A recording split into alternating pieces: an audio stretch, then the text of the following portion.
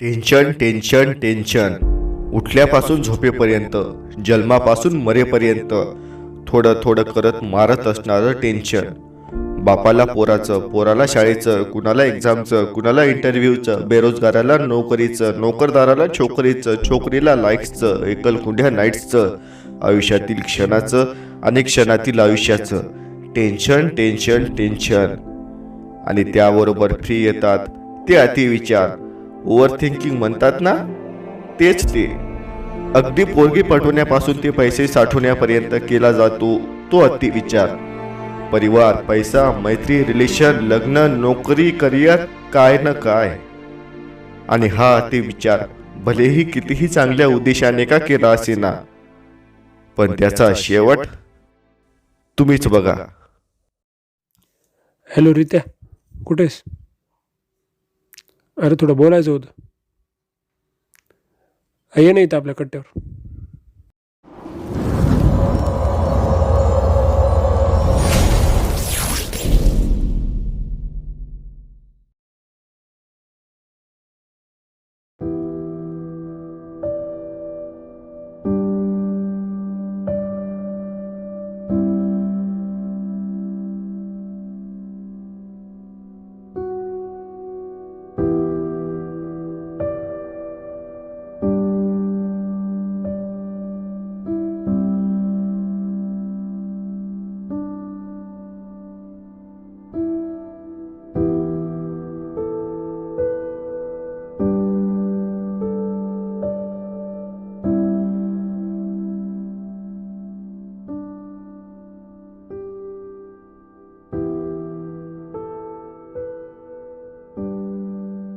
गेलं का काय हे? अरे रित्या, कधी आला? हे काय जस्ट नाव आलो. तू कॉल करशील मी येणार नाही असं होईल? ऐक ना. काय रे? काय नाही, जाऊ दे. काय झालं? सांगायला का मार खायला? एक वेळेस मार खाईल रे, पण सांगायची हिंमत नाही. काय मॅटर झाले का रे? काय पोरीचा सीन आहे? मग दुसरा काय प्रॉब्लेम झालाय का? 2 महिन्याआधी मी आणि माझ्या मित्रानं MNC कंपनीमध्ये इंटरव्ह्यू दिलता. तर त्याला अपॉइंटमेंट लेटर आलं, जॉईन पण झालं, पण मला काही रिस्पॉन्स आला नाही यार. याचा अर्थ असाच आहे, त्यांनी मला रिजेक्ट केले. अबे जॉबचं एवढं टेन्शन गेला? अबे हजारो कंपनी, अजून लाखो जॉब आहेत. तसं नाही रे, पण सध्या घरची परिस्थिती पण बरोबर नाहीये. पप्पा पण रिटायर झालेले आहेत. फायनान्शियली स्टेबल होणं गरजेचं आहे ना. अबे नसलेल्या गोष्टीचं किती ओव्हर थिंकिंग करतो तू. तसं नाही रे भाई. तसं नाही तर कसं रे मग? हे बघ, तुला एक सोपी गोष्ट सांगतो. एखाद्या स्टार्टअप कंपनीमध्ये जॉईन होय, तिथे 1 वर्ष एक्सपिरियन्स घे, नंतर MNC कंपनीमध्ये झक मार. कसं, तुला एक्सपिरियन्स आला तर MNC कंपनी आपोआप तुझ्यापर्यंत येईल आणि 1 वर्ष तुझा इकडं जॉब चालू राहील आणि तुझी जी परिस्थिती डाऊनफॉल आहे ना सध्या, ती पण थोडं सुरळीत रस्त्यावर येऊन जाईल. मी का नाही, एक काम करतो, बँक लोन घेऊन एक छोटासा बिझनेस टाकतो. वाह, कीप इट अप बेटे. जर बिझनेस ग्रो नाही झाला तर लोन कसा फेडायचा? अरे सपक तोंडाच्या, तुला आधीच सांगितलं ना, कंपनीमध्ये जॉबसाठी अप्लाय कर. तू म्हणायला ते बरोबर आहे यार, पण पुन्हा रिजेक्ट झालो तर? अबे काय फंड करायला बे तू? कायला बोलीला मला इथं?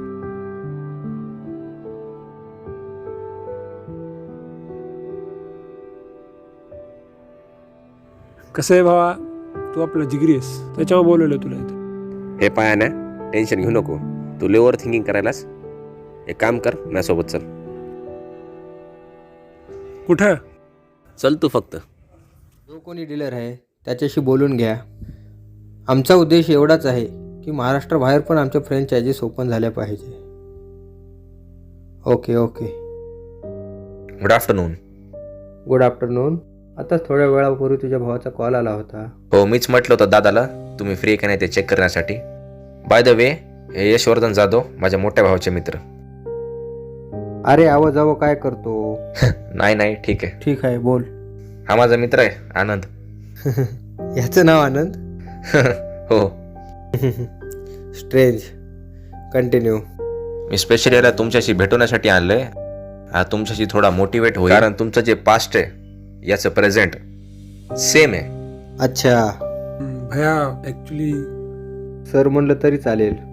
सॉरी सर, मी ग्रॅज्युएट आहे तसा. मी बऱ्याचशा MNC कंपनीमध्ये जॉबसाठी अप्लाय केलं होतं, पण तेवढा रिस्पॉन्स आला नाही सर. माझे वडील पण रिटायर झालेले आहेत, घरची परिस्थिती पण तेवढी बरोबर नाही. त्यासाठी मला स्टेबल होणं गरजेचं आहे ना, आणि तेच माझ्याच्यानं होत नाही आहे. ओव्हर थिंकिंग करू करू असं फुटायची वेळ आलेली. अरे MNC कंपनीमध्ये कशाला, स्टार्टअप कंपनीमध्ये अप्लाय कर, पहिले सुरुवात तर कर. अरे तूच म्हणतोय की तू खूप टेन्शन घेतोय, खूप ओव्हर थिंकिंग करतोय.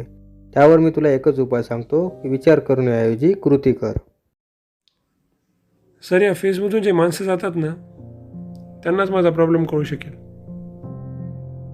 एका साध्या कंपनीमधील एम्प्लॉय रोज चहा व नाश्ता करण्यासाठी त्या कंपनी बाहेरील स्टॉलवर जात असे. एका दिवशी त्याला कळालं की त्या स्टॉलवाल्याची महिन्याची इन्कम ही त्या एम्प्लॉयच्या इन्कमपेक्षा खूप जास्त होती.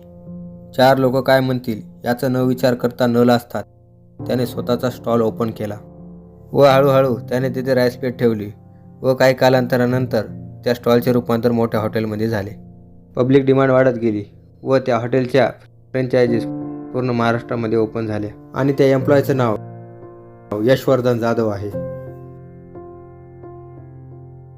असं नाही की या फेजमधून तू एकटाच जात आहेस, जण गेलेले आहेत व आत्ता पण जात आहेत. Quite inspiring story sir.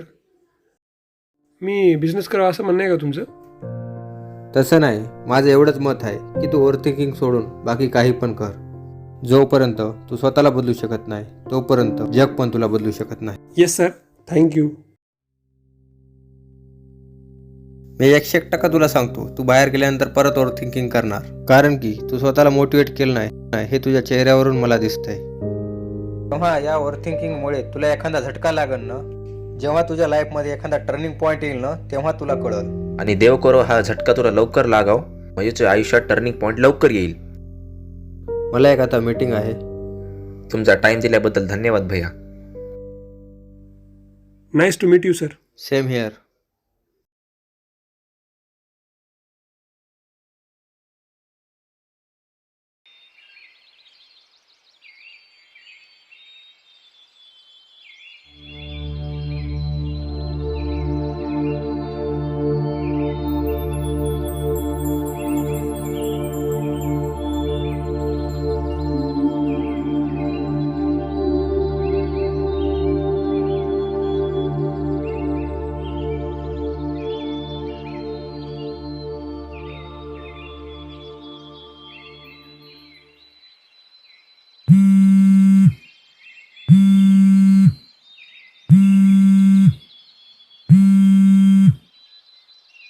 Hello, कुठे आहेस रे तू? बाहेर आहे रे, बोल ना. आज बड्डे आहे तुझा, कुठं काय पेस तू? हे बघ भावा, मला कशातही काही इंटरेस्ट नाही. ते काय मला सांगू नको आण्या, तुला कॉफी शॉपचा ॲड्रेस पाठवला, तिथं गपचूप ये. ठीक आहे भावा, येतो मी.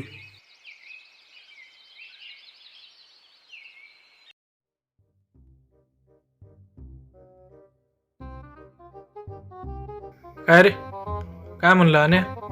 येतो म्हटलं थोड्या वेळात. पण काय का असं ना, खूप दिवसानंतर योग लागलाय असं आपल्याला निवांत गप्पा मारण्याचा. हा भाऊ, एक काम करू, कुठेतरी बाहेरगावी जाऊन येऊ. हे चला आमच्या गावाकडे जाऊ, शिरड शहापूरला. काम करू, आपण मस्तपैकी गोव्यालाच जाऊ. ते काय रे थंडीचं गोव्याला? थंडी आहे म्हणून तर जायचं ना आपल्याला. म्हणजे रे बेटा तू जाय आणि पोगो पाय. कधी यायला सांगितलं होतं तुला? कधी यायलास तू? अरे पिक्चरला गेलो होतो भावा, त्याच्यामुळे लेट झाला. कोणत्या पिक्चरला? काय माहित कोणता पिक्चर होता. मला सांग, कोणासोबत गेलता तू?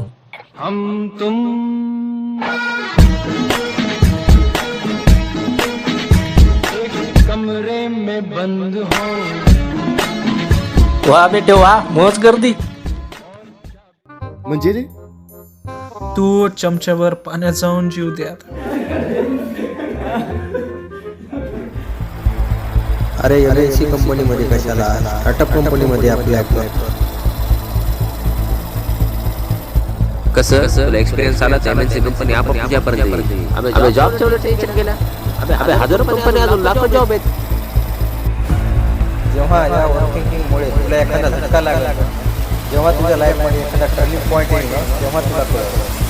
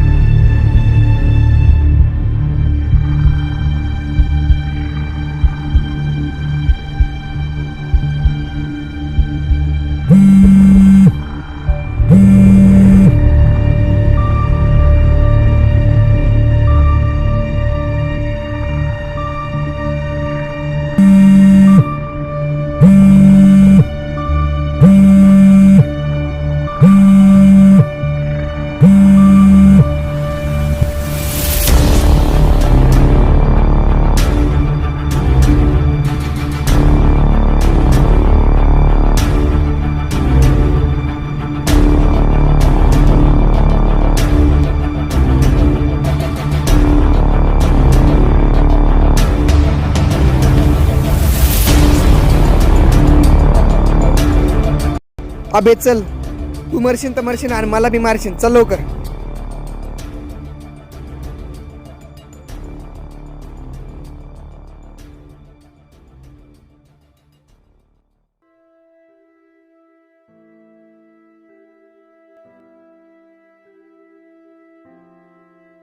माणूस पळत असतो, मिळवायचा असतो तिला समुद्र अथांग असा. धावत असतो समुद्र शोधायला, अनेक डबके तलाव नद्या ओलांडून. ऊन पाऊस कशालाही न जुमानता विसरून जातो. थेंबापासूनच डबके बनले, तलाव झाले, नद्या वाहिल्या आणि त्यांनीच तयार केला तो अथांग असा समुद्र. मूर्ख असतो माणूस, एवढंही कळत नाही त्याला की समुद्र मिळवायचा असेल तर आधी थेंब मिळवता यायला हवा. आणि त्याप्रमाणे आनंदाने थेंब मिळवायचे ठरविले. त्याने खूप जोमाने पुन्हा अभ्यास केला, स्वतःच्या चुका सुधारल्या.